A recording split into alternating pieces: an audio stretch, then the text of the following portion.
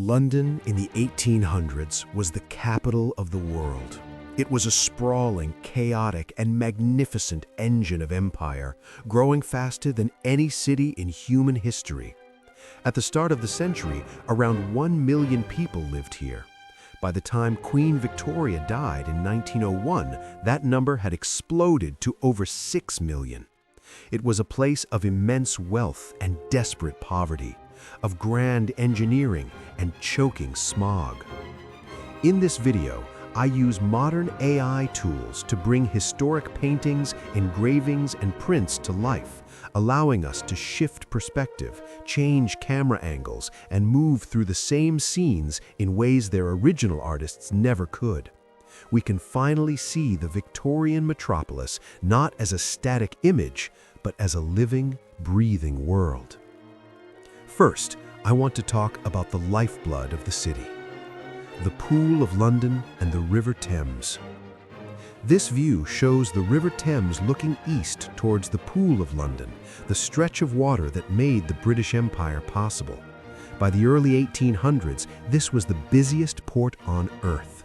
You can see the sheer density of the masts here, a forest of timber and rigging that completely obscures the water below. Ships from every corner of the globe anchored here, waiting for weeks to unload tea, spices, sugar, and timber. The scene is dominated by movement. Small lightermen row barges between the massive seagoing vessels, dodging the paddle steamers that were just beginning to appear. The air here would have been thick with the smell of tar, coal smoke, and the raw sewage that the city poured directly into the river.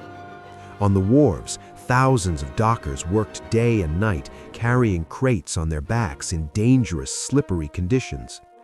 This congestion was a crisis for the city. The river was so crowded that ships collided daily and theft was rampant.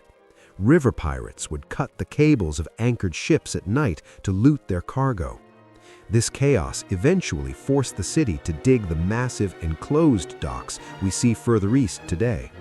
Remarkably, while the tall ships are gone, the layout of the river bends remains exactly the same, and many of the old warehouses have been converted into luxury apartments that you can see from the modern riverside path. London Bridge. This view shows Old London Bridge just before its demolition, contrasting with the new structure built alongside it in the 1830s. For centuries, the old bridge was the only way to cross the river into the city of London on foot. By the 19th century, it was a crumbling bottleneck. Looking closer at the roadway, we can see the sheer volume of traffic. It wasn't just carriages, it was drovers marching cattle and sheep directly into the city for slaughter, mixing with pedestrians, omnibuses, and carts. The noise would have been deafening. The clatter of iron wheels on stone and the shouting of drivers fighting for space.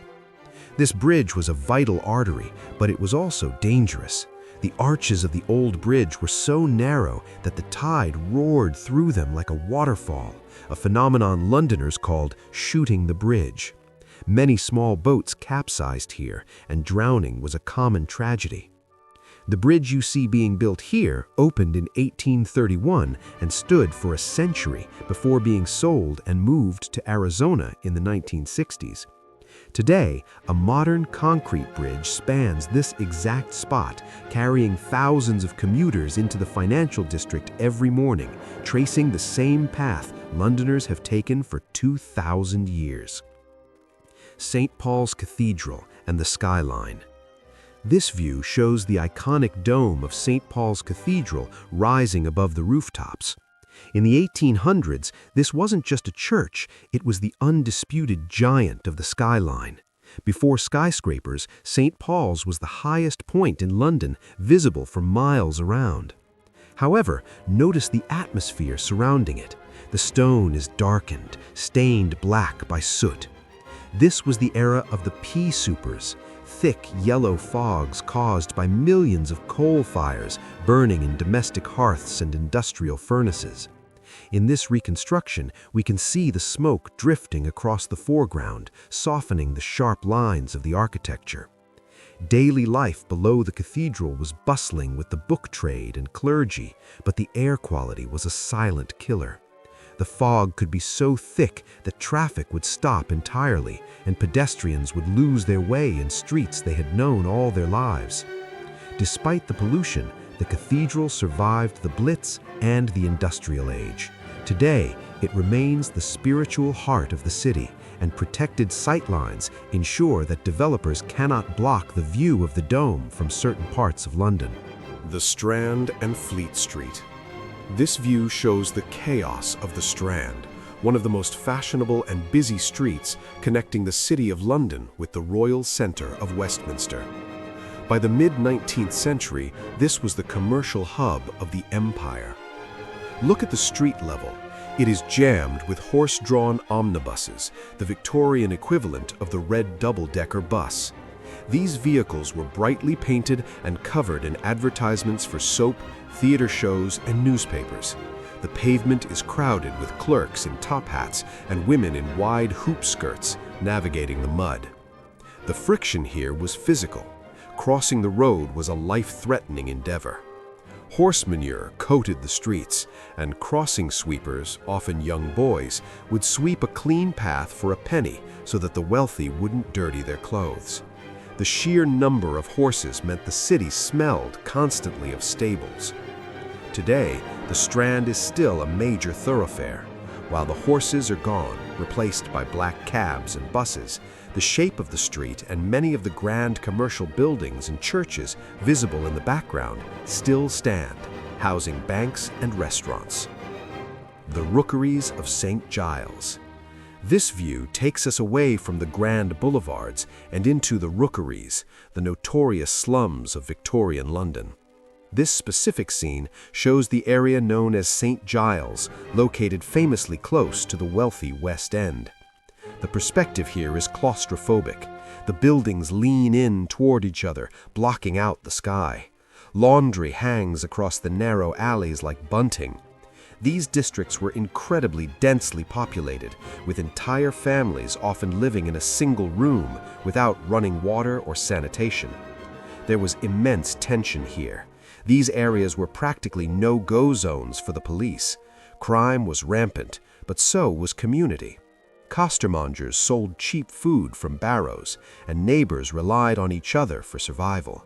However, these conditions were perfect breeding grounds for cholera and typhoid, diseases that terrified the Victorians. In the mid to late 1800s, city planners cleared many of these rookeries, tearing them down to build wide new avenues like Shaftesbury Avenue to improve traffic and hygiene.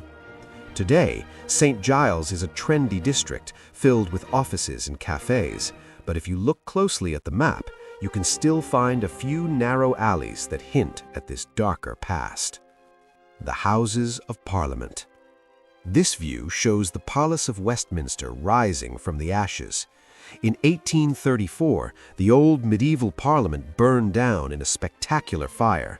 This reconstruction shows the new Gothic revival structure designed by Charles Barry and Augustus Pugin nearing completion in the 1850s. The detail on the stonework is incredible, designed to look ancient even when it was brand new. This building projected the power and stability of the British Empire at its height. Inside, politicians debated the laws that would govern a quarter of the world's population. But just outside these windows, the Thames was biologically dead. During the Great Stink of 1858, the smell of the river was so overpowering that Parliament had to soak their curtains in chloride of lime just to continue working. It was this stench that finally forced the government to build a modern sewer system. Remarkably, this is a site you can still visit today. The clock tower, housing Big Ben, remains the most famous landmark in the United Kingdom, though the air around it is now much cleaner than it was for the Victorian MPs. The construction of the underground. This view shows a scene that looked like a scar across the city, the construction of the Metropolitan line in the 1860s. This was the world's first underground railway. Unlike the deep tube lines we use today, the early lines were built using cut and cover. We can see a massive trench dug right through the middle of the street. Hundreds of navvies, laborers, are working with pickaxes and shovels, moving tons of earth by hand. The disruption to daily life was massive, with houses demolished and traffic diverted for years. There was real fear associated with this project. People believed traveling underground would be hellish or unhealthy, choking on the sulfurous smoke of the steam trains. Yet, the engineering held. When it opened in 1863, it was an instant success, alleviating the gridlock on the surface. Today, this same stretch survives as part of the Circle and Hammersmith lines. If you ride the train near King's Cross or Baker Street today, you are traveling through the same brick tunnels built by these men over 150 years ago. The Great Exhibition and Crystal Palace. This view shows Hyde Park in 1851, dominated by the glitter of the Crystal Palace. This vast structure was made entirely of glass and iron, a feat of engineering that seemed impossible at the time. It was 3 times the length of St. Paul's Cathedral. Inside, we can see the light flooding in, illuminating the greatest inventions of the age, from steam engines to diamonds. 6 million people visited this exhibition. It was a rare moment where different classes mixed. Dukes rubbed shoulders with factory workers who had traveled down on cheap excursion trains. There was anxiety before it opened that such large crowds would lead to riots or revolution, but instead it was a celebration of peace and commerce. After the exhibition, the palace was dismantled and moved to South London, where it stood until it burned down in 1936. Today, Hyde Park is empty of the palace, but the concept of the World's Fair and the global tourism it sparked began right here. Victorian street markets. This view shows the vibrancy of a street market, perhaps in the East End or Covent Garden. For the working class, this was the supermarket, the department store, and the social club all rolled into one. The foreground is filled with carts piled high with cabbages, fish, and cheap cuts of meat. The sound would have been a cacophony of patter, traders shouting out their prices and witticisms to attract customers. Gas lamps flare in the background, illuminating the faces of women bargaining for their Sunday dinner. Sanitation here was poor, and the food was often adulterated, but this was the heart of London's community life. Police struggled to regulate these markets, often viewing them as chaotic nuisances that blocked traffic. While the sprawling street markets have mostly been tamed or moved indoors, the spirit survives in places like Borough Market or Columbia Road. The architecture of the market halls, with their iron columns and glass roofs, often dates back to this exact period of improvement. The Victorian Embankment. This view shows one of the greatest engineering triumphs of the 19th century, the Victorian Embankment. Before this, the Thames was a wide, muddy tidal shore. Here, we see the river tamed behind a massive granite wall. Below this wide, tree-laned promenade lies Joseph Bazalgette's intercepting sewer system. This infrastructure saved London from cholera and typhoid by diverting waste away from the city centre. It was a hidden revolution. On the surface, we see a modern city emerging. Gas lamps line the pavement, and pedestrians stroll by the river for pleasure, something that would have been unpleasant just a decade prior. The embankment also housed the new District Line Railway underground. Today, this is still a primary artery for London traffic.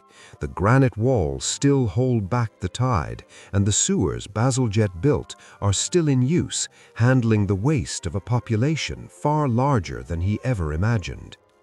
Tower Bridge under construction. This view shows the end of the century with the construction of Tower Bridge in the late 1880s and 90s.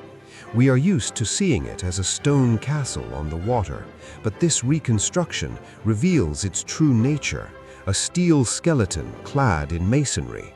In the foreground, we see the massive steel bascules, the seesaw mechanism, being lowered into place. This was high-tech Victorian engineering designed to solve a specific problem: how to let pedestrians cross without blocking the tall ships sailing into the Pool of London. When it opened in 1894, it was the largest and most sophisticated bascule bridge in the world. It marked the Victorian mastery over iron and steam. Today, it is the defining symbol of London. While the steam engines that powered the lifting mechanism have been replaced by electricity and hydraulics, you can still visit the original engine rooms and see the technology that kept the river moving. Looking back at these scenes, it is striking how much of the Victorian world is still with us. The sewers, the tube lines, the bridges, and the street layouts were all forged in this century of explosive growth. Through these AI reconstructions, the distance between us and them feels smaller. We can see the same mud on the streets, the same struggle for space, and the same ambition to build something lasting. If there's another city, moment, or specific scene you'd like to see brought to life in this style, let me know in the comments. Again, thank you so much.